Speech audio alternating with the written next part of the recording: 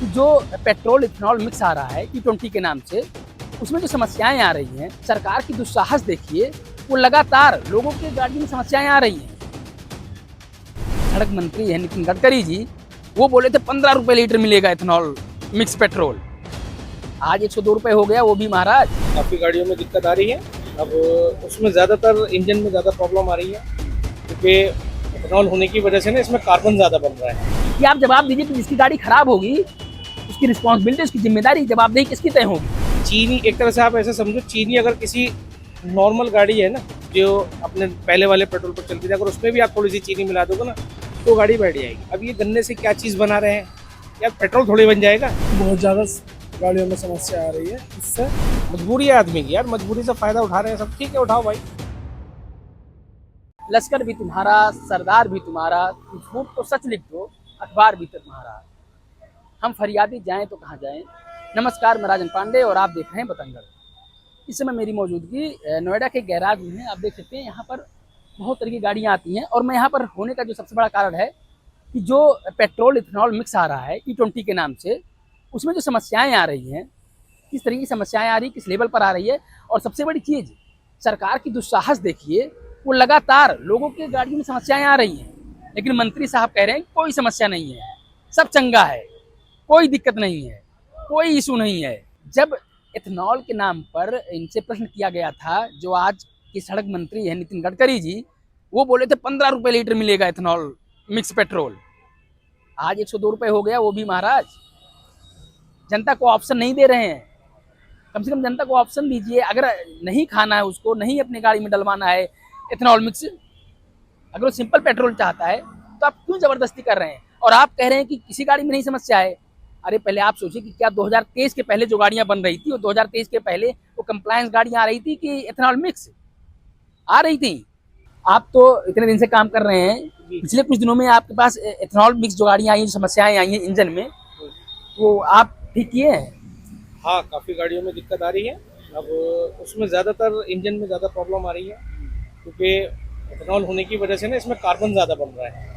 गाड़ियों कार्बन ज़्यादा बनने की वजह से गाड़ियाँ के जो हेड के वॉल होते हैं वो सीज मार जाते हैं, और सीज मारने की वजह से गाड़ियाँ फिर बैठ जाती हैं, इंजन ठप हो जाता है, गाड़ियाँ धुआं देती हैं, स्मोक ज़्यादा करती हैं। 20-20 लाख पर, मैं मिनिमम बता रहा हूँ, 20 लाख से कम कोई गाड़ी नहीं आज के समय में फोर व्हीलर में, जो एक आध दो तीन गाड़ी छोड़ दीजिए, तो फिर अब 20 लाख से लेके करोड़ों रुपए की गाड़ी आदमी लेकर जाता है, पता चले कि इथेनॉल की वजह से गाड़ी का इंजन खराब हो गया, ना तो पेट्रोल जो फ्यूल टैंक है वो भी अभी उस तरीके का कंप्लायंस नहीं है कि वो E20 एब्जॉर्ब करे, नहीं कर पानी। तो बताइए कैसे कैसे आदमी चलेगा, कैसे गाड़ी पर भाई चल सकता है? इसके बारे में हम क्या बता सकते हैं, ये तो मजबूरी है, जो पेट्रोल पंपों में मिलेगा वही बंदे को यूज़ करना पड़ेगा, है कि नहीं भाई। ये तो सारे काम बड़े लोगों के हैं और सरकारी लोगों के हैं, है कि नहीं। तो अब हमारे तो ये है कि भाई ठीक है, जैसे भी चलेगा, लोगों को बेचारों को परेशानियां तो हो ही रही हैं। अब जनता की जो गाड़ी कमाई होती है, लाखों की कमाई, उससे टेस्ट एंड ड्राइव करेंगे, और अगर नुकसान होगा, आज अभी अरविंद केजरीवाल ने 29 कंपनियों के मालिकों को लेटर लिखा है, और उन्होंने बोला प्रधानमंत्री को भी मैं लेटर लिखूंगा, और वो कह रहे हैं कि आप जवाब दीजिए कि जिसकी गाड़ी खराब होगी, उसकी रिस्पॉन्सिबिलिटी, उसकी जिम्मेदारी, जवाबदेही किसकी तय होगी? क्या प्रधानमंत्री की तय होगी या उन कंपनियों की? कंपनी तो अपना पल्ला झाड़ लेगी। बेसिकली क्या है, जब पेट्रोल की मात्रा कम होती है और जो गन्ने का जो भी सिस्टम है इसके अंदर मिला रहे हैं, चीनी, एक तरह से आप ऐसे समझो, चीनी अगर किसी नॉर्मल गाड़ी है ना, जो अपने पहले वाले पेट्रोल पर चलती थी, अगर उसमें भी आप थोड़ी सी चीनी मिला दोगे ना, तो गाड़ी बैठ जाएगी। अब ये गन्ने से क्या चीज़ बना रहे हैं यार, पेट्रोल थोड़ी बन जाएगा। पेट्रोल तो पेट्रोल से बनेगा ना, जो क्या नाम है, क्रूड ऑयल आता है, हाँ बिल्कुल, क्रूड ऑयल से निकलेगा। अब इसमें क्या टेक्नोलॉजी आजमा रहे हैं, वो तो भाई वक्त के साथ ही पता लगेगा। गाड़ियों के एवरेज पे भी फर्क पड़ रहा है कुछ। एवरेज भी।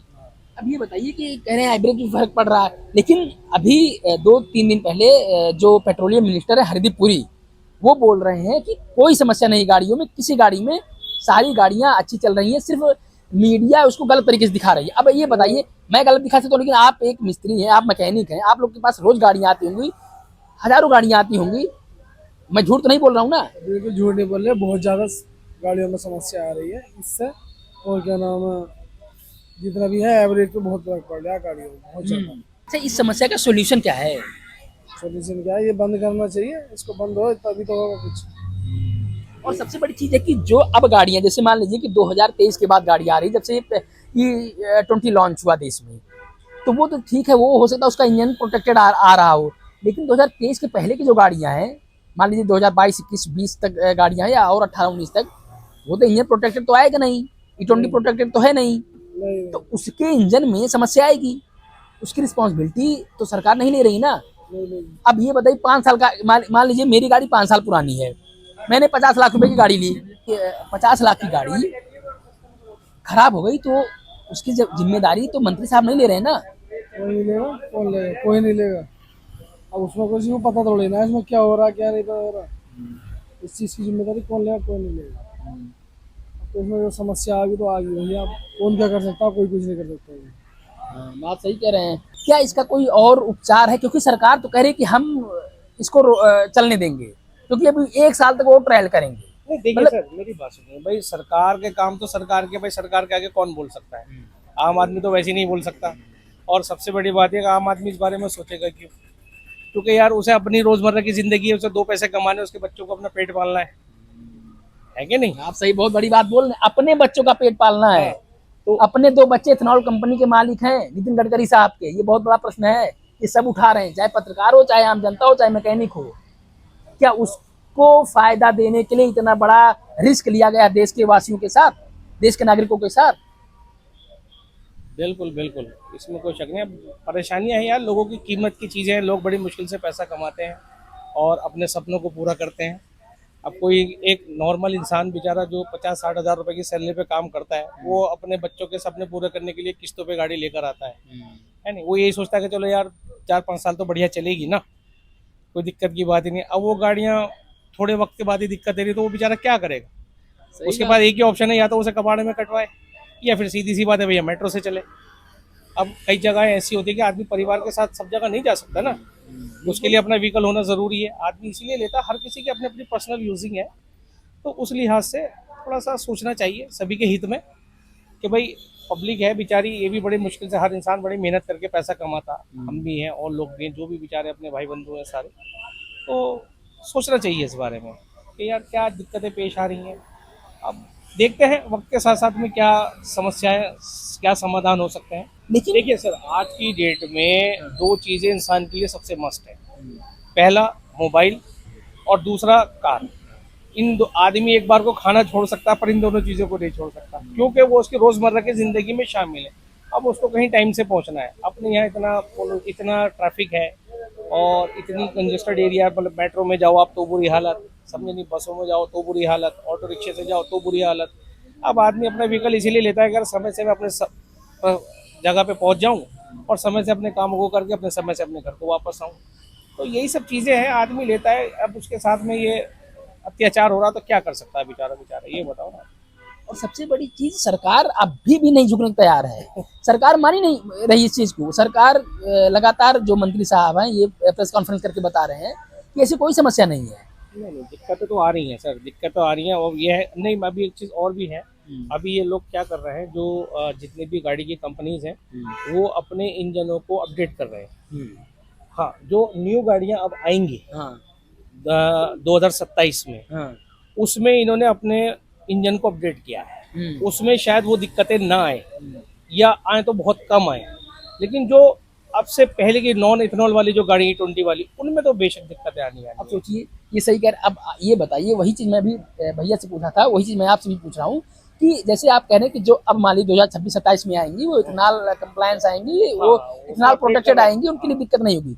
लेकिन ये बताइए, जो आज की 5 साल 6 साल पहले, 6 साल में गाड़ी तो पुरानी नहीं होती, नहीं नहीं, 50 लाख 1 करोड़ रुपए की देखिए, गाड़ी, कोई भी गाड़ी चाहे वो 1 लाख की हो या 1 करोड़ की हो, उसकी गाड़ी की जो लाइफ है मिनिमम से मिनिमम 5 इयर्स तो होती अब है। सोचिए, ठीक है, लेकिन अब अगर वही कार 5 इयर्स से पहले उसको डिस्टर्ब कर रही है तो यार उसका तो सारा सिस्टम बिगड़ मैं जाएगा वही ना। कह- क्योंकि देखो कॉमन आदमी का क्या सिस्टम होता है यार, मेरी 1 लाख रुपए की सैलरी है, मुझे मालूम है यार मैंने गाड़ी 50,000 रुपए देके 1 लाख रुपए देके फाइनेंस करानी, उसने अपना बजट बनाया कि भैया साला 10,000 रुपये का पेट्रोल लगना है महीने का और 5,000 की किस्त जानी है, 5 साल तक गाड़ी ने कुछ कहना नहीं है, तो अपने मजे भी आ जाएंगे, अपने एंजॉय भी हो जाएगा, बच्चे घूम भी लेंगे, तो उसी आधार पर वो उस काम को आगे बढ़ाता है। लेकिन अब वो गाड़ी उसकी सडनली खराब हो जाए तो उस पर तो बेचारे पे बर्डन पड़ जाएगा, कहाँ से लाएगा वो?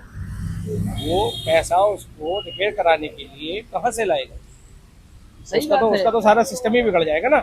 मजबूरी है आदमी की यार, मजबूरी से फायदा उठा रहे हैं सब, ठीक है उठाओ भाई, कोई बात नहीं, लेकिन वही है ना कि ऊपर वाला सब देख रहा है, जब उसकी लाठी पड़ती है तो बेआवाज पड़ती है, पता नहीं चलता। हाँ, जब वही सही करें कि जब पता और नहीं एक चीज चलता बताऊं, उसकी लाठी छोड़ दीजिए, बहुत दूर की बात है, लोकतंत्र में जब नागरिक की लाठी पड़ती है, जब जनता की लाठी पड़ती है ना, तो उसकी भी आवाज बहुत तेज होती है। आदमी करा जाता, नेता करा जाते हैं, अभी नहीं समझ में आ रहा है।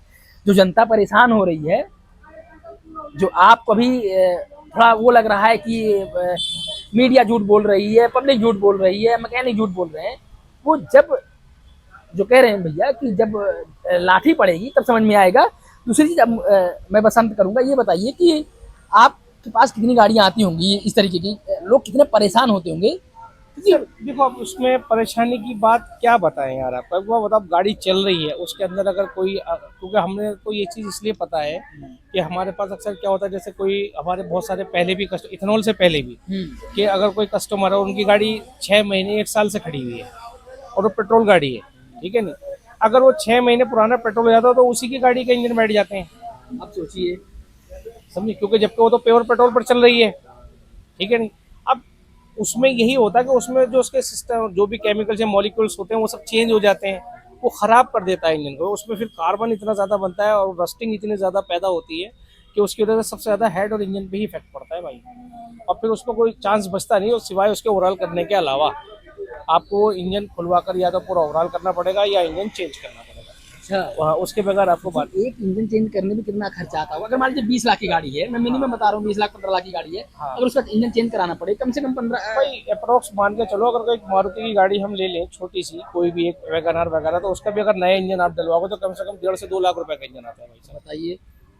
ये है, 1.5 से 2 लाख रुपए का इंजन आता है और उसको ओवरऑल भी अगर वो बंदा करवाता है एक नंबर में करवाता तो कम से कम 50 से 60 हजार रुपए का उसका खर्च आता है। अच्छा, ये बताइए कि जो ये एवरेज पर इफेक्ट डाल रहा है, ये कैसे एवरेज पर मतलब कैसे इफेक्ट कर रहा है? सर ऐसा है ना, एवरेज का तो देखो, अभी जब गाड़ियाँ पूरे प्रॉपर तरीके से आएंगी, क्योंकि अभी वजह क्या है, देखो इथेनॉल वाली गाड़ियाँ तो अभी आई नहीं है और ये फ्यूल इनके मुकाबले है नहीं, इन गाड़ियों के लिए है नहीं ना, तो इन पे तो इफेक्ट पड़ेगा ही पड़ेगा। एवरेज का फंडा हम जब क्लियर कर सकते हैं जब गाड़ी इथेनॉल वाली जो अपडेट 2027 में आएंगी उसमें पता लगेगा। बताने को तो यूँ भी बता रहे हैं, बोले कि जी वो क्या नाम है, वैगन आर गाड़ी जैसे अगर है तो वो अगर 1 लीटर पेट्रोल चलाओगे तो 42 किलोमीटर चलेगी, लेकिन जब रोड पर आएगी पता तो तब चलेगा ना कि 42 चलेगी या 4 किलोमीटर चलेगी। ये है ना भाई, तो अभी इस पे तो कोई कम वो है ही नहीं, अभी तो कंफ्यूजन ही है। देखते हैं 2027 में जब आएगा, जब क्या होता है क्या नहीं होता। कंपनियां लगी हुई हैं अपने अपने अपडेट करने में और करने पड़ेंगे, जब पेट्रोल आ ही रहा है तो उसके हिसाब से इंजीनियर, जो भी बड़े इंजीनियर होते हैं या जो भी इनको बनाने वाले बंदे होते हैं, तो वो बेचारे करना ही पड़ेगा उनको अपडेट, नहीं तो क्या करेगा इंसान। बिल्कुल। अब ये देखिए, जो इन्होंने बताया कि अपडेट करना पड़ेगा, गाड़ियां जब आएंगी जो अपडेटेड आएंगी उनके लिए तो सही है, जो अपडेटेड आ रही है उनके लिए भी सही है, लेकिन जो गाड़ियां 2023 के पहले की हैं उसके लिए क्या सरकार ने कोई सोल्यूशन रखा है, कोई ऑप्शन रखा है? ये सबसे बड़ा प्रश्न है और ये प्रश्न लगातार बनता जा रहा है, ये प्रश्न लगातार उठता जा रहा है, चाहे राजनीतिक पार्टियां उठा रही हैं, चाहे जनता हो, मैकेनिक हो या मीडिया, कोई भी हो, क्योंकि अगर समस्याएं हैं, अगर समस्याओं का सोल्यूशन नहीं है तो प्रश्न उठना लाजमी है। इतने लोग जो लगातार वीडियो बना रहे हैं, जो लगातार दिखा रहे हैं, वो गलत नहीं दिखा रहे हैं। अगर किसी गाड़ी प्रोटेक्टेड होती, किसी के इंजन में समस्या नहीं आती, किसी का एवरेज माइलेज में समस्या नहीं आती, तो वो बेवकूफ़ नहीं था कि आके सामने बोलता कि मेरी गाड़ी खराब हो गई, मेरी गाड़ी ये हो गई। बस मैं यही उम्मीद करता हूँ कि आप लोग, जितने भी लोग इस वीडियो को देखेंगे, आप भी बताइएगा कि आपके भी शहर में या आपके गली मोहल्ले में कहीं पे अगर इस तरीके की समस्या आती होंगी, आप बताइएगा। और सबसे बड़ी चीज़ मैं उम्मीद करता हूँ प्रशासन से कि जिस तरीके की जनता के साथ छलावा हो रहा है, धोखा हो रहा है, उस पर भी नज़र रखेगी और आगे आने वाली जो समस्याएं हैं उस पर निजात खोजेगी। धन्यवाद।